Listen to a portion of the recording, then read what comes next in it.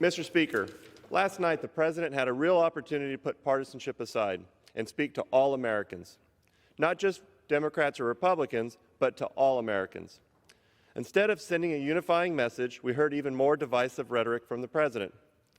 There were a lot of people who are here willing to work with him across the aisle to get good things done for our people and our constituents all across the country, and I consider myself one of them. But the President makes it very difficult to do this when he continues to push lies about Republicans and our policies. My constituents in the Central Valley are struggling to put food on their table and gas in their tanks because of this administration. Unfortunately, the President failed to take accountability for many problems Americans across the country are experiencing under his failed leadership, from the rising cost of energy to the fentanyl coming across our open border.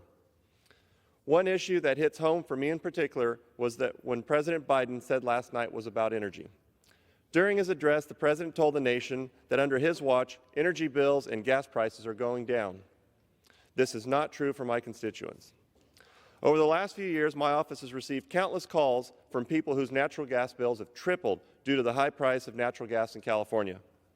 There are people all over, these are the same people who over the summer were paying over $6 a gallon to drive to work or to take their kids to school. These energy prices are crushing working-class families in my community and across the country. In my district, the oil and gas industry is critical, not just for energy production, but for the entire community. The industry is responsible for billions of dollars in state and local tax revenue that funds vital community services like public schools, hospitals, and law enforcement.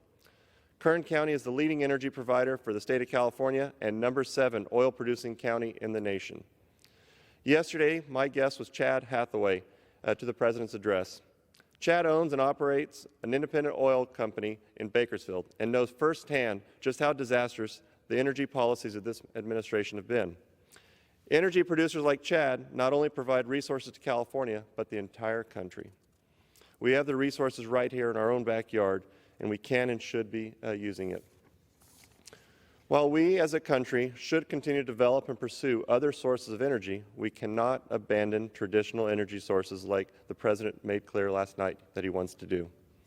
The Biden administration's energy policies are destroying affordable energy, high-paying jobs, and energy security for Central Valley families. There are a lot more stories to share about the impacts of this administration's policies, and tonight, House Republicans are reserved some time to respond to the President's address last night in this chamber.